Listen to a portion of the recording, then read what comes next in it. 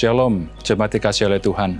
Kita tetap bersyukur kepada Tuhan di tengah segala situasi pandemi yang kita alami, bahwa kita boleh tetap merasakan pemeliharaan dan pertolongan Tuhan. Namun di satu sisi yang lain, kita juga diingatkan, kita harus berperan aktif menjaga kesehatan diri kita, karena kita semua saling mempengaruhi. Ketika kita sehat, sekitar kita juga boleh sehat. Tapi ketika sekitar kita sakit, mereka juga mempengaruhi kita akan jadi sakit. Oleh karena itu, mari kita saling menjaga diri, kita berperan aktif. Bagaimana caranya? Nah, kita akan melakukan 5M yang sedang kita dengar ini ya. Kita harus menerapkan beberapa hal. Yang pertama adalah memakai masker. Nah, ini ya, saya coba saat ini karena syuting jadi saya tidak pakai masker. Tapi kita semua harus aktif memakai masker, jaga jarak, kalau perlu double. Yang kedua, menjaga jarak. Nah, sekarang biasanya 1 meter mungkin bisa didobelkan jadi 2 meter sebaiknya. Hati-hati karena kita saling mempengaruhi. Cuci tangan pakai sabun di bawah air yang mengalir. Ini sangat penting.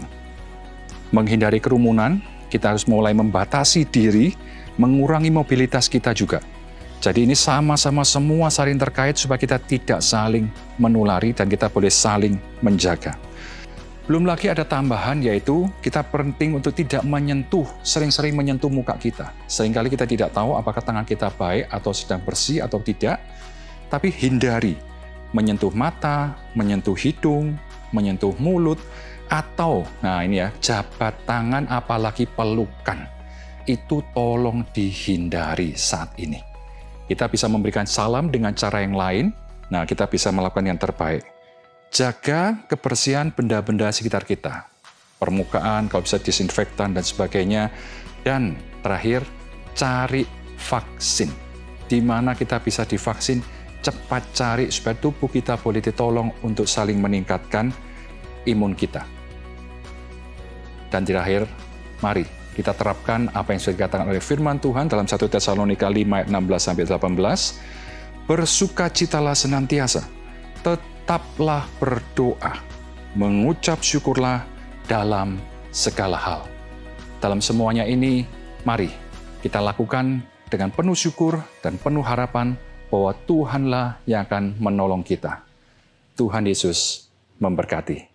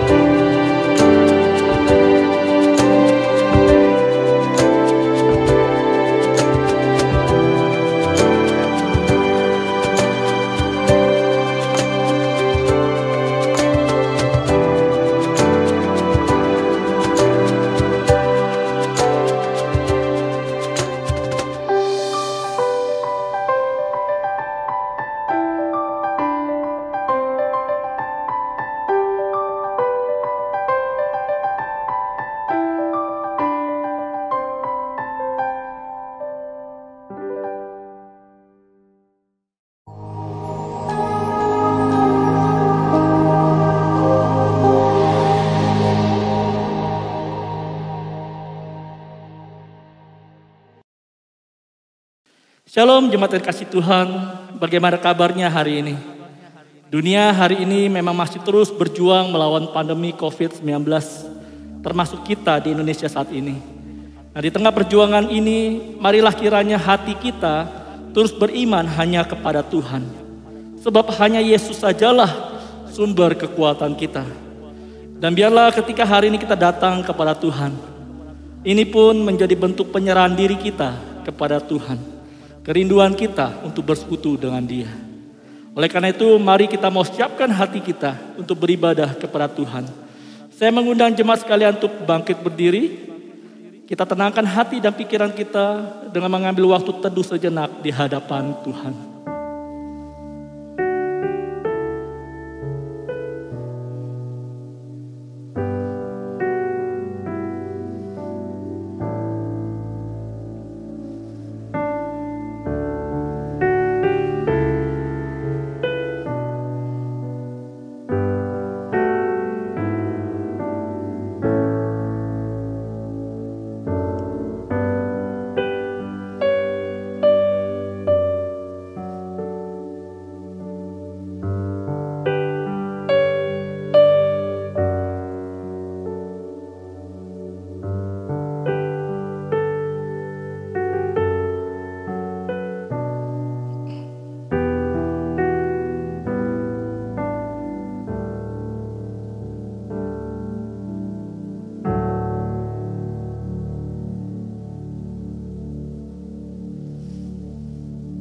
Ibadah kita hari ini kita mulai di dalam nama Allah Bapa, Putra dan Roh Kudus. Kiranya kasih karunia dan damai sejahtera dari Allah Bapa kita dan dari Tuhan Yesus Kristus menyertai kita sekarang dan sampai selama-lamanya. Amin. Mari jemaat sekalian, sebagai umat ciptaan Tuhan, mari kita mau datang bersujud dan memuji Tuhan, sebab namanya mulia dan layak untuk ditinggikan. Puji nama Tuhan.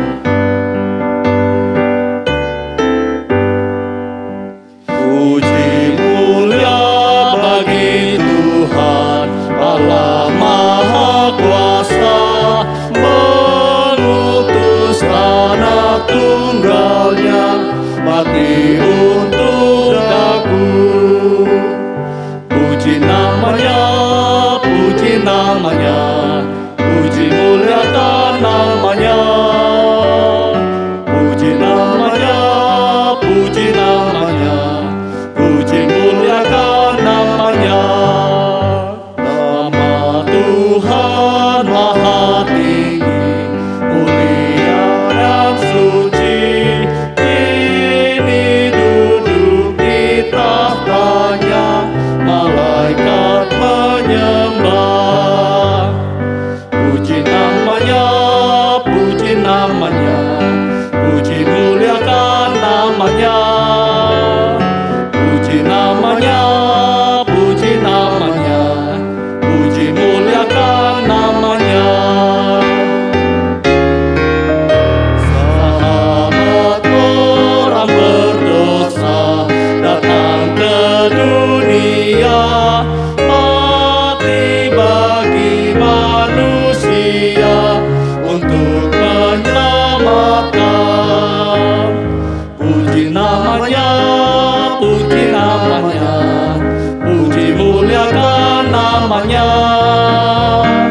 Puji namanya, puji namanya, puji muliakan namanya. Puji namanya, puji namanya, puji namanya, puji muliakan namanya. Puji namanya, puji namanya, puji muliakan namanya. Puji muliakan namanya.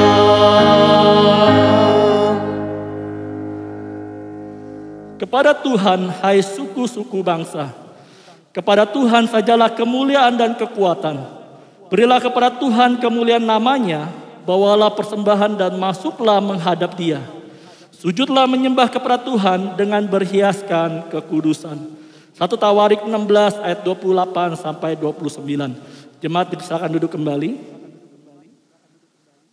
Jemaat sekalian, melalui kematiannya dari kayu salib, Yesus telah menanggung dosa kita dan membasuhnya dengan darahnya sekali dan untuk selama-lamanya. Oleh karena itu, bagi setiap kita yang masih memiliki ganjalan di hati kita, Karena ada dosa yang pernah kita lakukan. Mari kita mau datang kepada Tuhan. Sebab Dia sudah membayar semua hutang dosa kita. Yesus bayar semua.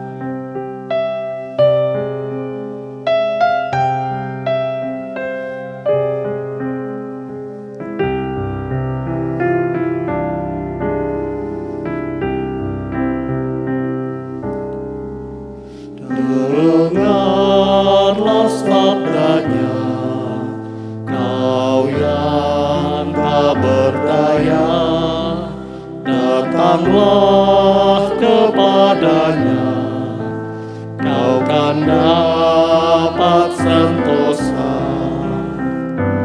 Yesus bayar semua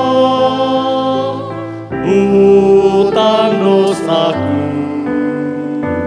Dosa bagai kirmisi jadi putih bersih. Tiadalah padaku suatu kebaikan, tapi darah Tuhanku memberikan kelepasan. Yesus bayar semua hutang dosaku. Dosa bagai kirmisi jadi putih bersih. Di depan tahtanya sekarang ku berturut. Mari kita pujikan. Di depan tahtanya sekarang ku bertelur, ku jadi anak Allah, hatiku bersyukurlah. Yesus bayar semua hutang dosaku.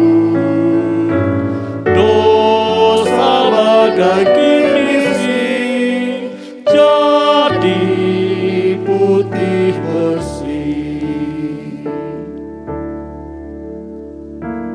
Mari jemaat sekalian, saya mengundang kita semua untuk kita boleh datang kepada Tuhan.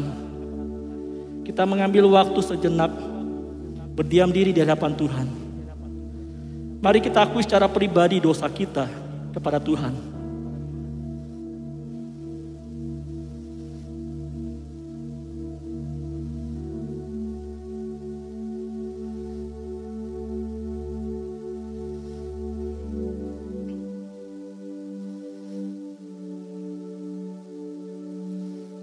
Ya Tuhan, Allah Bapa kami yang baik.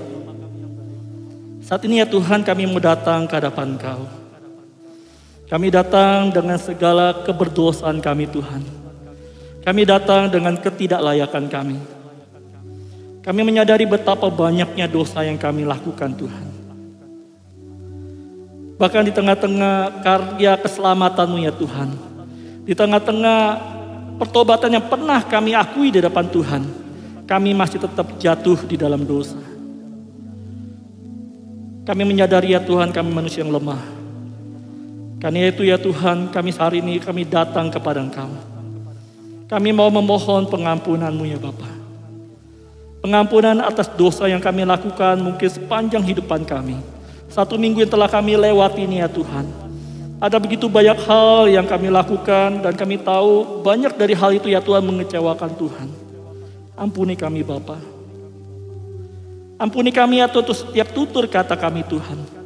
Baik kepada keluarga kami, saudara-saudara seiman kami. Bahkan orang-orang sekeliling kami ya Tuhan. Yang membuat akhirnya mereka mengalami kepahitan dengan setiap kami.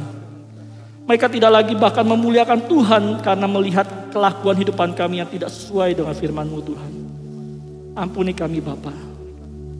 Ampuni untuk pikiran kami ya Tuhan. Yang seringkali kami membiarkan pikiran kami jatuh di dalam dosa. Tuhan, Kau tolong kami Bapa. Kau pulihkan kembali kehidupan kami Tuhan. Sehingga kami terus belajar melawan kehendak dosa ini. Karena kami tahu kami telah diselamatkan oleh Tuhan. kami punya satu kekuatan untuk melawan kuasa dosa. Terima kasih Bapa untuk kasih karunia-Mu, untuk pengampunan yang terus Kau berikan di dalam kehidupan kami. Ini doa kami Tuhan, hanya di dalam nama Tuhan kami Yesus Kristus kami berdoa. Amin. Jemaat sekalian, bagi setiap kita yang sungguh-sungguh mengaku dosa kita di hadapan Tuhan, ada anugerah Tuhan yang dinyatakan bagi kita. Karena itu Dia berkata, aku akan mentahirkan mereka dari segala kesalahan yang mereka lakukan dengan berdosa terhadap aku. Dan aku akan mengampuni segala kesalahan yang mereka lakukan dengan berdosa dan dengan memberontak terhadap aku. Yeremia 33 ayat ke-8. Jemaat, saya undang kita semua untuk bangkit berdiri. Mari kita bacakan petunjuk hidup baru kita yang terdapat di dalam Efesus pasal 4 ayat 2 sampai 6. Demikian firman Tuhan, hendaklah kamu selalu rendah hati, lemah lembut dan sabar. Tunjukkanlah kasih-Mu dalam hal saling membantu dan berusahalah memelihara kesatuan roh oleh ikatan damai sejahtera. Satu tubuh dan satu roh. Sebagaimana kamu telah dipanggil kepada satu pengharapan yang terkandung dalam panggilan-Mu. Satu Tuhan, satu iman, satu baptisan, satu Allah dan Bapa dari semua. Allah yang di atas semua dan oleh semua dan di dalam semua. Efesus pasal 4 ayat 2 sampai 6. Mari jemaat sekalian, bersama dengan gereja di sepanjang zaman dan segala tempat, kita mengikrarkan iman percaya kita seturut dengan pengakuan iman rasuli yang berkata demikian. Aku percaya kepada Allah, Bapa yang Maha Kuasa, Khalik langit dan bumi, dan kepada Yesus Kristus, Anaknya yang tunggal Tuhan kita, yang dikandung dari Roh Kudus, lahir dari anak darah Maria, yang menderita sengsara di bawah pemerintahan Pontius Pilatus, disalibkan, mati dan dikuburkan, turun ke dalam kerajaan maut. Pada hari yang ketiga, bangkit pula dari antara orang mati, naik ke sorga, duduk sebelah kanan Allah, Bapa yang Maha Kuasa. Dan dari sana Ia akan datang untuk menghakimi orang yang hidup dan yang mati. Aku percaya kepada Roh Kudus, gereja yang kudus dan am, persekutuan orang kudus, pengampunan dosa, kebangkitan tubuh, dan hidup yang kekal. Amin. Jemaat dipersilakan duduk kembali. Firman Tuhan hari ini akan dilayani oleh hambanya, Pendeta Christian Sulistyo. Kepada hambanya saya persilakan. Selamat hari Minggu, jemaat yang dikasihi oleh Tuhan. Saya senang sekali masih bisa menyapa jemaat yang dikasihi oleh Tuhan meskipun secara online, lewat video yang kita tonton. Tetapi kita masih bersyukur Tuhan memberikan kita kesehatan.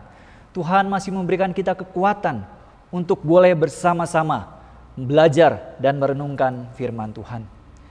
Saudara yang dikasihi oleh Tuhan, pada minggu hari ini kita akan bersama-sama memikirkan satu tema. Satu untuk semua, semua untuk satu. Sebelum kita membaca dan merenungkan Alkitab yang menjadi landasan khotbah pada hari ini, saya akan mengajak kita untuk menundukkan kepala dan berdoa. Bapa yang di dalam surga, pada hari ini kami datang ke hadapan-Mu. Kami mau membaca dan merenungkan firman-Mu. Biarlah kiranya Allah Roh Kudus Tuhan menolong kami dan memimpin kami, sehingga kami boleh memahami kebenaran firman Tuhan ini. Dan kami boleh melakukannya di dalam kehidupan kami sehari-hari. Karena kami tahu bahwa ada Roh Kudus Tuhan yang memimpin kami. Ada Roh Kudus Tuhan yang memberi kekuatan kepada kami. Dan yang memampukan kami untuk menjalankan kebenaran firman Tuhan. Tuhan, hamba-Mu juga berdoa biarlah kiranya Engkau mau memakai hamba-Mu untuk boleh menjadi saluran berkat, menyapa setiap anak-anak-Mu yang mendengarkan penguraian firman Tuhan ini, sehingga hidup mereka boleh mengalami perubahan sesuai dengan firman-Mu sendiri. Terima kasih Tuhan, di dalam nama Tuhan kami Yesus Kristus kami berdoa. Amin. Jemaat yang dikasihi oleh Tuhan, jikalau kita berhadapan dengan orang yang kaya, orang yang memiliki banyak harta, dengan orang yang sederhana, bahkan orang yang tidak mampu, Maka saudara, kalau kita ditanya antara orang kaya ini dengan orang yang sederhana, yang tidak mampu, mana yang lebih dermawan? Mana yang lebih murah hati memberikan donasi, sumbangan? Saudara, bukan tidak mustahil, saudara. Kita berpikir bahwa tentu saja orang yang kaya itu lebih murah hati. Tentu saja orang kaya itu yang lebih banyak berdonasi. Dalam bayangan kita, orang makin kaya, makin mampu, pastilah makin murah hati, makin banyak memberikan donasi, persembahan, karena dia adalah orang kaya. Tetapi saudara yang dikasihi oleh Tuhan, sebuah survei yang ditunjukkan atau yang dipaparkan di dalam sebuah majalah Christianity Today, menunjukkan hal yang berbeda sekali, hal yang sebaliknya malahan. Di dalam artikel di dalam majalah Christianity Today itu dikatakan bahwa di Amerika diadakan survei dan mereka melihat orang-orang Kristen yang ada di kota-kota besar, kota-kota yang makmur, itu justru memberikan donasi, memberikan persembahan lebih sedikit dibandingkan dengan orang-orang Kristen yang tinggal di kota-kota yang sederhana, kota-kota yang lebih kecil, kota-kota yang biasa. Saudara, ternyata orang yang lebih kaya, lebih mampu, belumlah tentu lebih murah hati, lebih dermawan. Survei yang lain menunjukkan hal yang sama. Misalnya tahun ini, saudara sekalian, tahun 2021 ini, ada survei yang kemudian mensurvei negara mana yang paling dermawan. Nah, survei ini menunjukkan ternyata negara yang paling dermawan itu bukanlah negara yang kaya, negara yang luar biasa penghasilan negaranya, seperti misalnya Amerika, Jepang, dan negara-negara kaya yang lain. Tetapi saudara, yang mengejutkan adalah Indonesia, gitu ya. Kita tentu saja melihat Indonesia kalau dibandingkan dengan negara-negara seperti Amerika, Jepang, tentu saja lebih tidak kaya dibandingkan dengan negara-negara tersebut. Tetapi soal kedermawanan, soal kemurahan hati, ternyata dikatakan bahwa Indonesia itu nomor 1, menjadi negara yang paling dermawan, negara yang paling murah hati, memberikan sumbangan paling banyak, saudara. Saudara, dikatakan di dalam artikel tersebut, di dalam survei tersebut, orang Indonesia banyak memberi itu karena alasan religius, karena alasan agama. Jadi zakat, sedekah, infak itu banyak diberikan.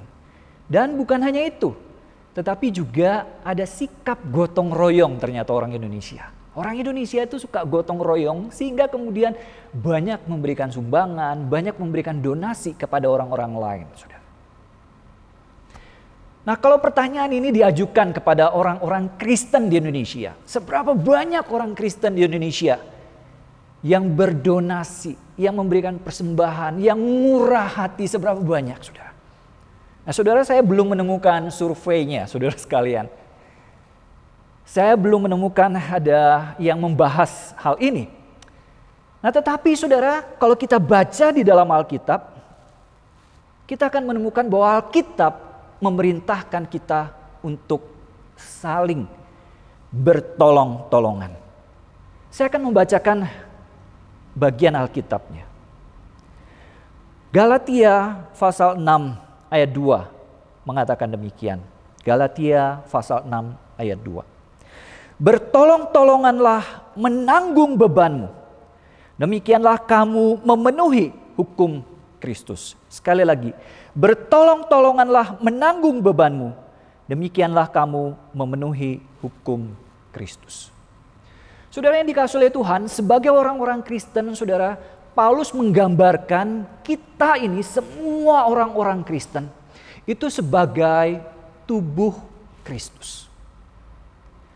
Di dalam gambaran sebagai tubuh Kristus, saudara sekalian, artinya kita dengan orang-orang Kristen yang lain terikat dalam sebuah kesatuan. Kita terikat dalam sebuah kesatuan sebagai anggota tubuh Kristus. Kita semua adalah anggota tubuh Kristus. Jadi kalau kita bertemu dengan orang-orang Kristen yang lain, sesama anggota gereja Kristus Tuhan 3 ini, kita semua adalah anggota tubuh Kristus. Dan sebagai anggota tubuh Kristus, saudara sekalian, maka kita diminta, saudara sekalian, untuk memperhatikan satu sama lain. Karena apa? Karena sebagai anggota tubuh Kristus, apa yang dialami oleh anggota tubuh yang lain akan dirasakan oleh anggota tubuh yang lain. Sebagai contoh, misalnya kalau jempol saya ini satu hari kena palu, tanpa sengaja saya memalu jempol saya ini. Dan jempol saya ini sakitnya bukan main. Dan tentu saja ini akan mengakibatkan anggota-anggota tubuh lain itu juga merasakan sakitnya. Meskipun jempolnya yang sakit, tetapi anggota badan yang lain bisa merasakan sakitnya. Sakit yang dirasakan jempol. Dan bukan hanya itu, tetapi beraktivitas. Untuk melakukan aktivitas-aktivitas yang lain, makan, mandi dan sebagainya, akan juga mengalami kesulitan karena sakit yang dialami oleh satu anggota tubuh. Nah saudara, demikian juga dengan kita sebagai sesama anggota tubuh. Kalau ada jemaat yang lain yang mengalami kesulitan, mengalami kesakitan, penderitaan, maka apa yang mereka alami itu juga otomatis akan mempengaruhi kita sebagai anggota tubuh Kristus. Itulah sebabnya saudara, di dalam bagian ini Paulus mengatakan di dalam ayat 2, Galatia 6 ayat 2, bertolong-tolonganlah menanggung bebanmu. Sebagai anggota tubuh Kristus kita harus bertolong-tolongan menanggung beban satu sama lain. Saudara, perintah yang diberikan oleh Paulus ini menunjukkan bahwa kita sebagai orang Kristen tidak mungkin lepas dari beban kehidupan. Setiap kita sebagai orang Kristen pasti akan mengalami beban kehidupan. Entah itu beban yang berat sekali ataupun beban ringan. Tapi yang jelas Paulus mau mengatakan bahwa semua orang Kristen pasti akan mengalami beban di dalam kehidupannya. Nah, beban ini bisa bermacam-macam bentuknya, beban kehidupan ini. Berbagai macam-macam bentuk daripada beban kehidupan ini. Dia bisa saja masalah ekonomi, kesulitan ekonomi di dalam kehidupan kita. Ada hal-hal di mana kita mengalami kekurangan uang, kita kemudian di PHK, kita kemudian dipotong gajinya dan sebagainya. Sehingga kita mengalami kesulitan dalam hal ekonomi. Untuk menyekolahkan anak. Untuk mencari, untuk menghidupi kebutuhan kita. Kita juga mungkin bisa mengalami masalah dalam keluarga. Masalah dengan suami, istri, masalah dengan anak. Kita juga mungkin bisa mengalami masalah beban kehidupan dalam hal pendidikan. Ada anak-anak yang kesulitan dengan pendidikan mereka. Kita juga mungkin mengalami masalah beban dalam hal kesehatan, beban kehidupan dalam kesehatan. Kita mengalami sakit penyakit di dalam hidup kita. Bahkan sekarang di dalam kehidupan kita mengalami ancaman terhadap kesehatan kita.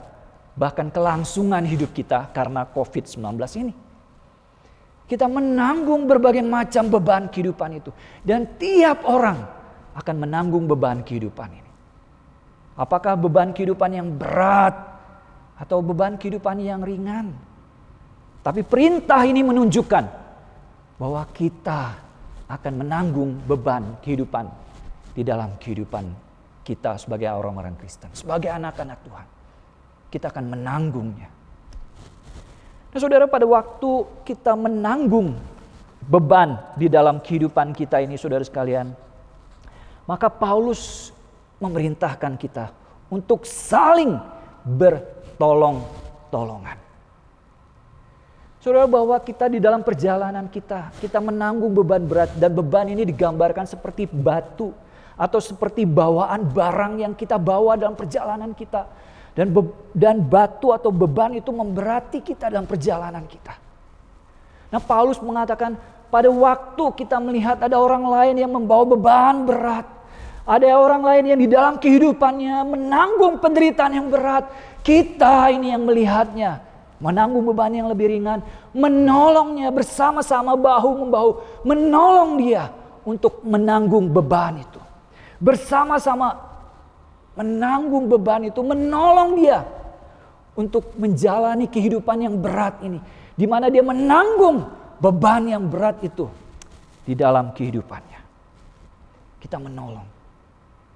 Saudara, ini gambaran yang baik sekali. Kita berjalan dalam kehidupan, kita membawa beban berat. Ada yang membawa beban yang sangat berat, ada yang membawa beban cukup ringan. Sehingga orang yang membawa beban ringan bisa menolong orang yang membawa beban yang lebih berat lagi. Saudara, ini adalah perintah yang diberikan oleh Tuhan melalui Rasul Paulus. Ini adalah perintah yang ditujukan kepada semua kita sebagai orang-orang Kristen. Sebagai anggota tubuh Kristus, siapapun kita. Selama kita masih disebut sebagai orang Kristen, sebagai anggota tubuh Kristus, maka kita diperintahkan untuk bertolong-tolongan, menanggung beban sesama kita.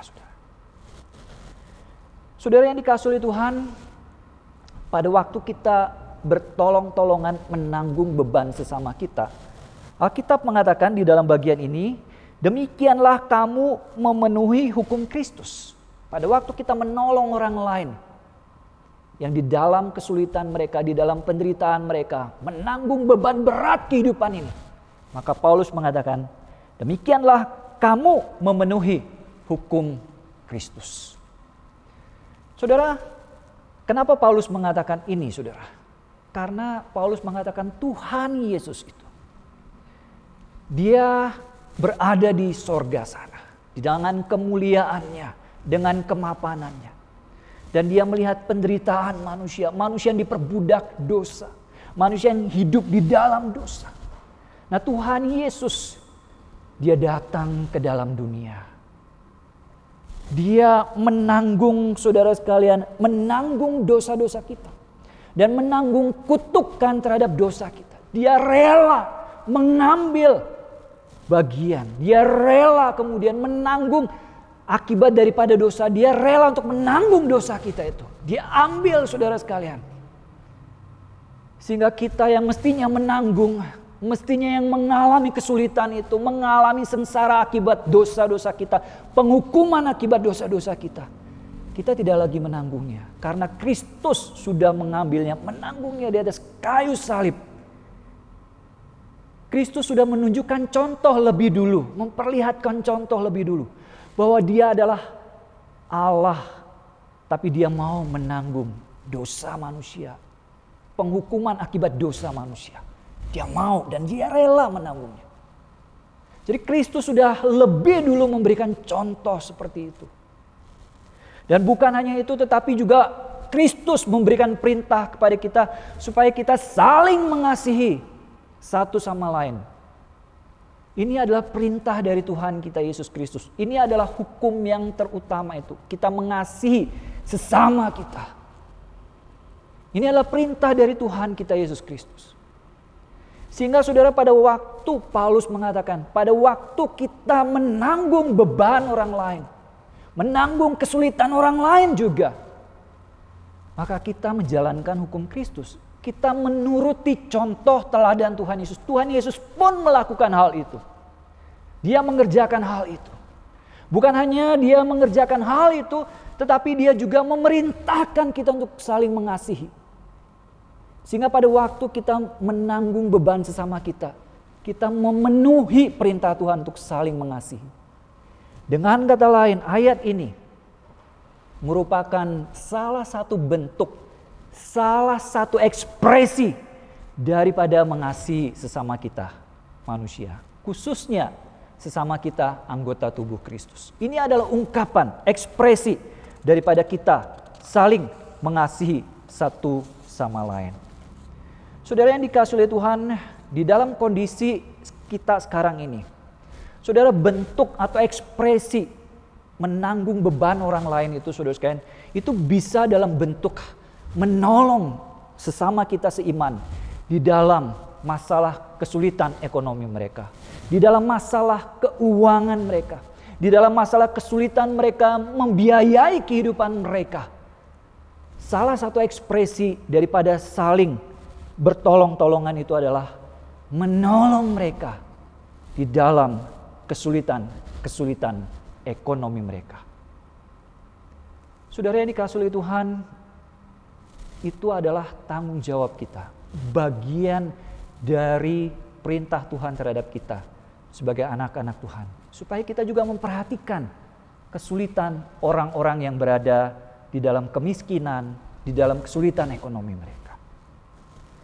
Saudara yang dikasihi oleh Tuhan, Paulus di dalam 2 Korintus pasal 8 menceritakan bagaimana orang-orang di Makedonia, gereja Tuhan di Makedonia memenuhi atau menjalankan perintah Tuhan ini untuk saling bertolong-tolongan. Saudara, di dalam 2 Korintus pasal 8 ayat 2 diceritakan tentang gereja-gereja di Makedonia. Nah, gereja-gereja di Makedonia itu ada gereja Filipi, ada gereja Tesalonika, ada gereja Berea. Nah, gereja-gereja ini bukanlah gereja-gereja yang mampu, gereja-gereja yang kaya. Paulus bahkan mengatakan bahwa gereja ini adalah gereja yang sangat miskin sekali. Jadi miskin sekali, saudara. Bukan cuma sekedar miskin biasa begitu. Tetapi miskin sekali. Tapi saudara, di tengah-tengah kondisi mereka yang miskin itu, Paulus menggambarkan bahwa gereja-gereja Makedonia ini, mereka memiliki hati yang kaya. Mereka memiliki hati yang murah hati, saudara. Sehingga mereka mengumpulkan uang, mereka mengumpulkan persembahan dan dikirim kepada saudara-saudara mereka yang miskin di Yerusalem. Gereja-gereja di Yerusalem pada waktu itu mengalami kesulitan secara ekonomi. Mereka jatuh dalam kemiskinan di Yerusalem sana. Ada banyak orang-orang yang miskin di sana. Tetapi kita lihat orang-orang di Makedonia, mereka mengumpulkan uang, saudara. Mereka miskin tapi hati mereka kaya. Hati mereka cukup, saudara. Sehingga mereka mengumpulkan persembahan dan memberikan uang kepada gereja-gereja di Yerusalem. Saudara, Paulus mengatakan bahwa pemberian itu harus diberikan supaya ada keseimbangan. Atau lebih tepatnya supaya ada keadilan, saudara sekalian. Artinya gereja yang kaya berkecukupan, tapi gereja yang miskin atau gereja yang sederhana juga berkecukupan, saudara sekalian. Bukan dalam pengertian bahwa terjadi keseimbangan, artinya ini yang semula 75 juta, ini 25 juta, artinya gereja ini punya cuma 25 juta, gereja ini punya 75 juta, akhirnya kemudian dibuat seimbang. Jadi 50-50 begitu ya. Atau misalnya saudara sekalian, Paulus juga bukan maksudnya mengatakan bahwa pada waktu terjadi supaya ada keseimbangan, maksudnya bukan juga berarti dalam pengertian bahwa orang yang menjadi pemilik, orang yang pemilik modal, orang yang kaya, dan kemudian pekerja, pegawai, itu semua hartanya sama, saudara. Jadi Paulus bukanlah mendukung konsepnya komunisme pada waktu dia mengatakan bahwa supaya terjadi keseimbangan di dalam 2 Korintus pasal 8 itu. Supaya terjadi keseimbangan. Jadi bertolong-tolongan atau menolong orang dalam keadaan ekonomi supaya ada keseimbangan bukan dalam pengertian seperti yang dipahami oleh orang-orang komunisme bahwa itu semua sama rata. Tapi dalam pengertian saudara sekalian bahwa orang yang kaya juga di dalam kekayaannya mereka cukup, tapi orang-orang yang sederhana, orang miskin, di dalam kemiskinannya pun mereka tetap cukup, saudara sekalian. Nah, Paulus memberikan contoh orang yang mengumpulkan mana.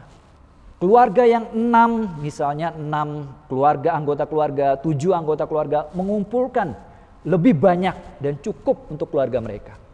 Tetapi orang yang cuma anggota keluarganya berdua mengumpulkan juga cukup untuk mereka berdua. Itu yang kemudian Paulus maksudkan dengan keseimbangan di situ. Jadi kita memberikan pertolongan, kita memberikan bantuan.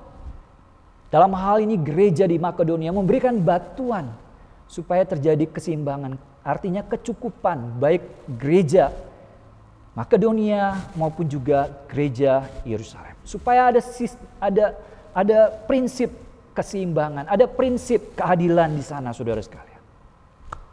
Saudara, itu yang kemudian juga perlu kita kerjakan di dalam kehidupan kita. Kita juga perlu memperhatikan orang-orang yang lain, orang-orang yang membutuhkan pertolongan kita. Dan itu tanggung jawab kita sebagai orang Kristen. Saudara, di dalam pelayanan MAF, saudara sekalian, di dalam pelayanan MAF itu maskapai penerbangan yang melayani suku-suku pedalaman begitu di Papua. Saudara, diceritakan ada seorang yang bernama Joyce Lin. Nah, Joyce Lin ini adalah seorang Kristen Amerika keturunan Taiwan, saudara. Dia kemudian berkuliah di MIT dan mendapatkan gelarnya di sana, gelar di dalam bidang teknologi informasi. Dia lulus dengan baik, bekerja dengan baik. Tapi satu kali, saudara, dia mendapatkan panggilan untuk melayani Tuhan. Sehingga akhirnya dia masuk sekolah teologi di Gordon Conwell. Dia masuk sekolah teologi, dia belajar di sana, saudara. Belajar teologi. Nah, setelah lulus dari sekolah teologi ini, kemudian dia melayani di Papua sebagai pilot MAF, saudara. Dia melayani sebagai misionari, saudara sekalian. Melayani orang-orang Papua. Orang-orang Papua yang kesulitan mendapatkan fasilitas kesehatan, pendidikan dan sebagainya. Dia melayani di sana, menerbangkan pesawat masuk ke desa-desa, membawa barang-barang yang dibutuhkan untuk kesehatan, untuk pendidikan dan lain sebagainya. Dia melakukannya dari tahun 2019. Sudah dia mengerjakannya terus sampai satu hari 12 Mei 2020, Joyce Lin ini pada waktu dia pagi-pagi naik pesawat, membawa barang untuk sebuah desa, untuk kebutuhan pendidikan dan kesehatan di sana. Tetapi yang terjadi adalah bahwa pesawat itu akhirnya jatuh dan dia meninggal dunia. Saudara, dia menyerahkan hidupnya untuk Tuhan. Dan dia juga menyerahkan dirinya, dedikasi untuk orang lain. Sehingga dia melayani orang-orang lain. Dalam hal ini di Papua. Dia mendedikasikan hidupnya untuk Tuhan. Dan dia juga mau melayani orang-orang lain. Sampai akhirnya dia meninggal dunia. Saudara, kenapa dia mau melakukan itu? Karena dia mempersembahkan hidupnya pertama-tama untuk Tuhan, saudara sekalian. Dan dia juga mau mendedikasikan hidupnya kepada orang lain. Menolong orang lain yang membutuhkan pertolongan. Saudara, dikasih oleh Tuhan, kita pun sebagai anak-anak Tuhan, kita perlu juga memperhatikan sesama kita manusia. Memperhatikan sesama kita anggota tubuh Kristus. Dan kita juga perlu bertolong-tolongan menolong mereka yang membutuhkan pertolongan kita. Khususnya dalam bidang ekonomi. Kita perlu memberikan pertolongan kepada mereka. Saudara yang sudah membaca dan merenungkan firman Tuhan ini, menjadi pertanyaan buat kita.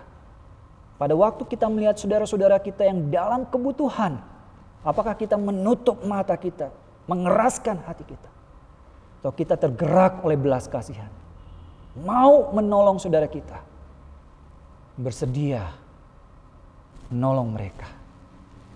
Saudara, sehingga prinsip ini bertolong-tolongan terjadi di dalam kehidupan kita bergereja. Khususnya di gereja GKT 3 ini. Sehingga setiap kita sebagai anggota tubuh Kristus, anggota gereja Tuhan di tempat ini, saling memperhatikan satu sama lain. Saling bertolong-tolongan satu sama lain. Saudara, maukah kita melakukannya, saudara? Amin. Mari kita berdoa. Bapa di dalam surga, kami datang ke hadapan-Mu ya Tuhan. Menyerahkan pembacaan dan perenungan kami akan firman-Mu. Biarlah kiranya Roh Kudus Tuhan mematraikan firman Tuhan ini di dalam hati kami. Sehingga kami di dalam kehidupan kami senantiasa ingat akan firman Tuhan ini. Dan kami di dalam hidup kami melakukannya. Khususnya di dalam suasana pandemi COVID-19 ini. Supaya kami pun menerapkannya, menjalankannya di tengah-tengah kehidupan kami. Kami berdoa ya Tuhan, biarlah kiranya Engkau menolong anak-anak-Mu di tempat ini. Dan memberi kekuatan untuk boleh menjalankan kebenaran firman Tuhan. Hamba-Mu berdoa menyerahkan semua ini ke dalam tangan-Mu. Di dalam nama Tuhan kami Yesus Kristus kami berdoa. Amin. Mari jemaat sekalian, sebagai ungkapan rasa syukur kita atas anugerah Tuhan di dalam kehidupan kita, mari kita mau memberikan persembahan yang terbaik untuk Tuhan. Kita naikkan pujian, berikan ku hati.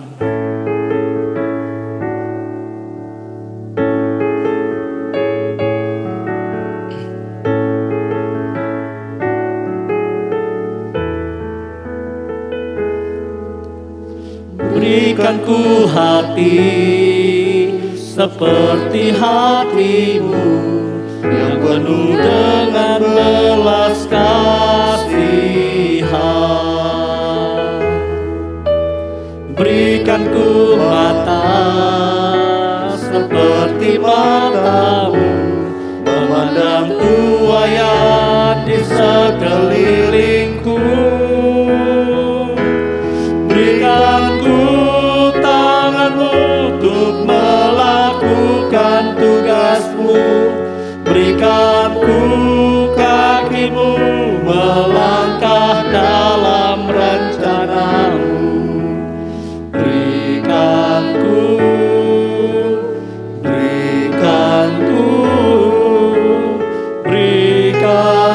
hatimu.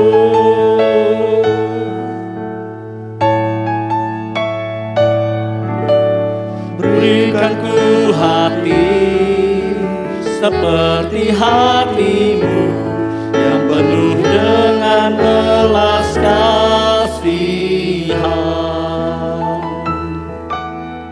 Berikan ku mata seperti matamu, memandang tuayan di sekelilingku. Berikan ku tanganmu untuk melakukan tugasmu. Berikan ku kakimu melangkah dalam rencanamu.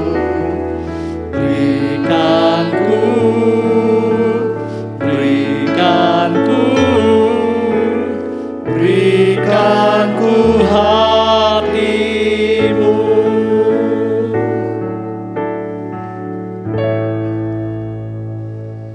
Mari jemaat yang kasih, saat ini kita mau berdoa untuk persembahan sebagai ungkapan rasa syukur kita. Dan juga kita akan menaikkan dua pokok doa syafaat kita hari ini. Yang pertama, mari kita berdoa untuk setiap jemaat yang saat ini mereka terus berjuang menghadapi pandemi COVID-19. Bagi mereka yang sakit dan mungkin terpapar, mari kita berdoa Tuhan kuatkan dan Tuhan pulihkan. Yang kedua, mari kita berdoa untuk pemerintah Indonesia.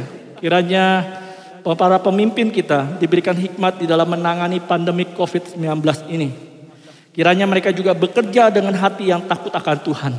Mari kita sama-sama buka suara kita berdoa. Tuhan Bapa kami bersyukur Tuhan untuk kesempatan kami boleh datang kepada Engkau. Kami boleh beribadah kepada Engkau ya Tuhan. Bahkan kami boleh memberikan persembahan kepada Engkau.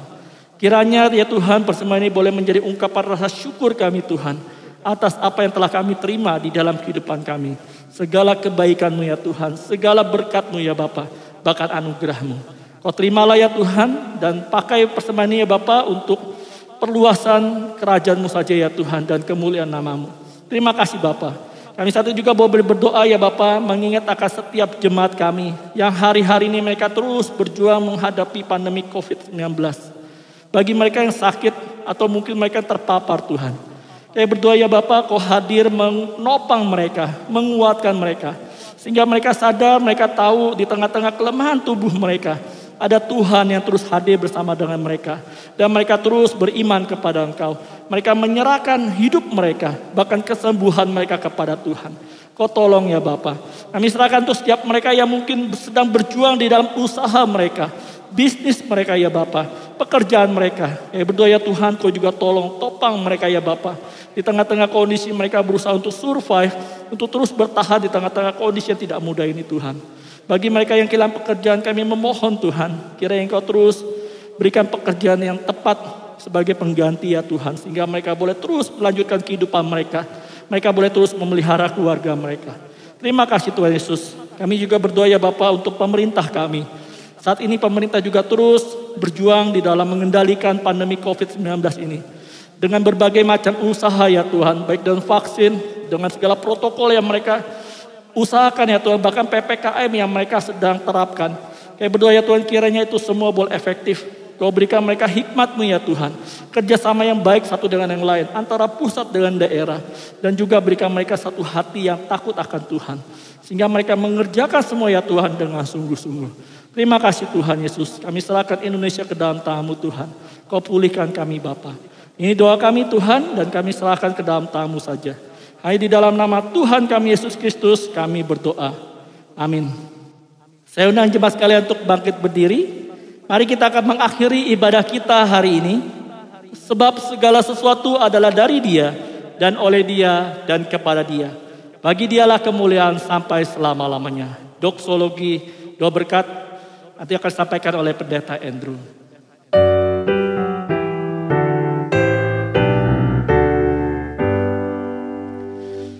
Puji Allah Bapa Putra, puji Allah Roh Kudus, ketiganya yang esa, Pohon selamat sumber berkat.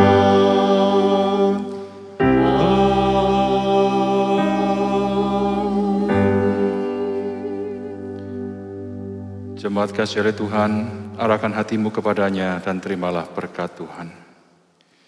Kiranya kasih karunia dan damai sejahtera dari Allah Bapa kita dan dari Tuhan kita Yesus Kristus, penghiburan kekuatan dan penyertaan Allah Roh Kudus, kiranya memampukan engkau untuk hidup dalam terang Tuhan dan menjadi berkat bagi sesamamu, bagi kemuliaan Tuhan, mulai saat ini sampai selama-lamanya. Amin.